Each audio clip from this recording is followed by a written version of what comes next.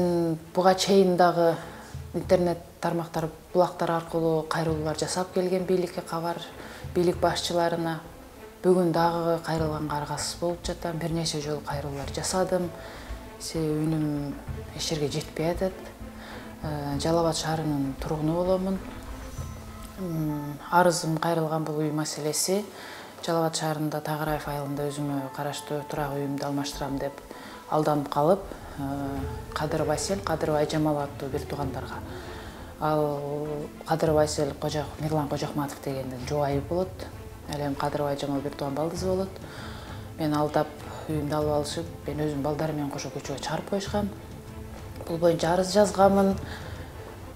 Тергелди прокуратура тарабынан, башкы прокуратура тарабынан тергелип, Курманкул Зулушевдун жеке көзөмөлүндө болуп текшерилип, соттук өндүрүшкө жиберилген бул дело 204-берененин 3-пункту менен айыпталып, Кадыров Айжамал өтө чоң суммада алдамчылык фактысы менен айыпталып, соттук өндүрүшкө жиберилген болчу. Жакында мына сотубузда болуп өттү, Жалал Абад шаардык сотунда. Бирок ал Кадыров Айжамал жаап жашырбай эле кат жазганмын, барганбыз, сүйлөшкөнбүз деп моюн алып деле айтып атса деле актап салды, күнөөсү жок экен деп.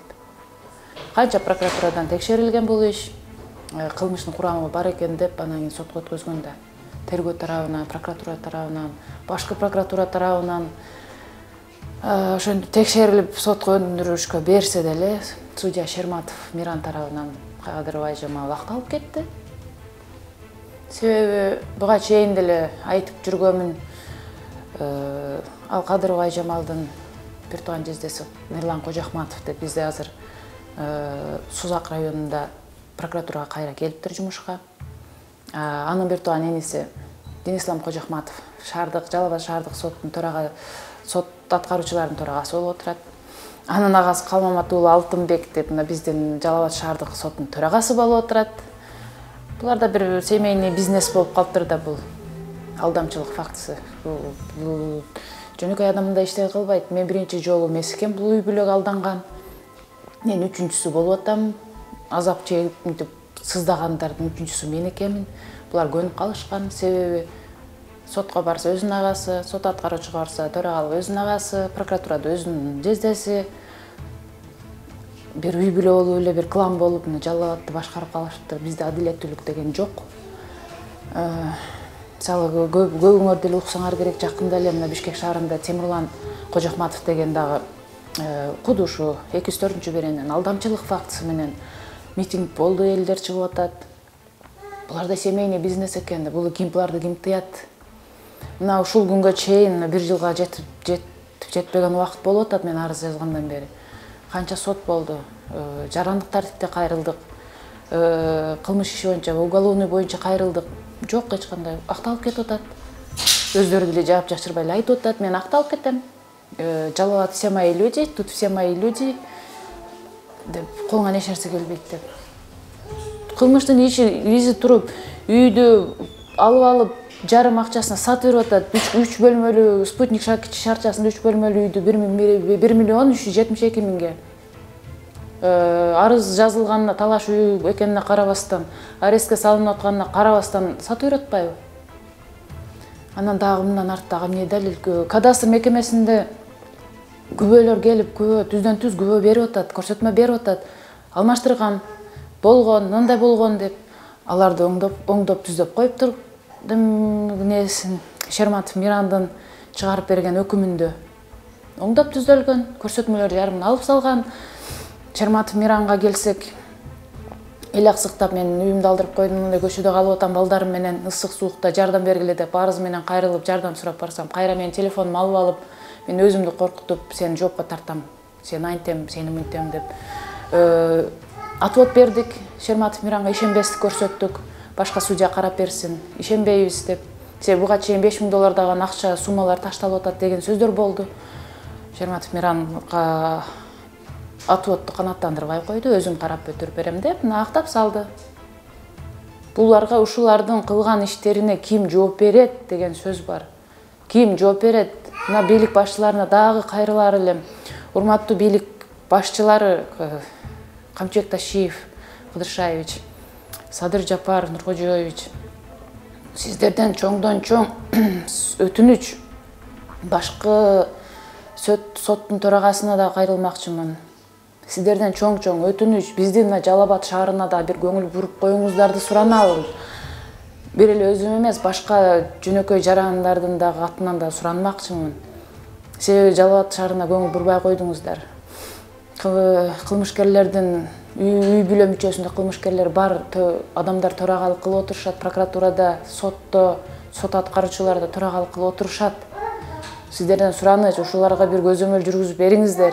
Буга чейин кайрылуу жасасам, комиссия келет, бирден түшүнүк катын алат, кайра кетишет. Билген бийин бийлеп, өздөрү билгендей кылып, карындашы, келини, инелери монтип алдамчылык менен алектенип, мага окшогон бир карапайым бир бечараларды алдап көчөгө чыгарып коюп атат. Бирөөнүн бир килтейген үйүн алып, бала чакасы менен документтерин да бер, кийим кечесин да бербестен килтейген бир чоң үйдү алып алып, анан кийин көчөгө чыгарып коюш, бул оңой нерсеби?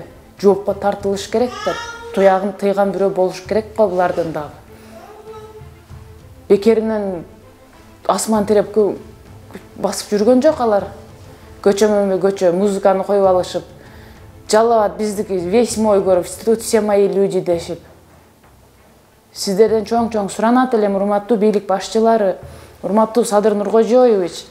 Мына ушул сиз адилеттүүлүктү орнотосуң деп атайын шайлаган, сиз тандап шайлаган мына судьялар, мына төрагалар келип алып, мындай өздөрүнүн үй бүлө мүчөсүнөн алдамчылар, мошенниктер чыгып атат, өздөрү актап, жииздерин жаап жашырып атышат. Бир туягын тыйып бериңизди чоңдон чоң өтүнөт элем мен силерден. Сураныч, көңүл буруп бериңиздер Жалал Абад шаарына. Жалал Абадта ушунча эл бар, калкы бар. Бир ушул Кожохматовдордун үй бүлөсүнүн карамагында калып атат, мошенниктердин.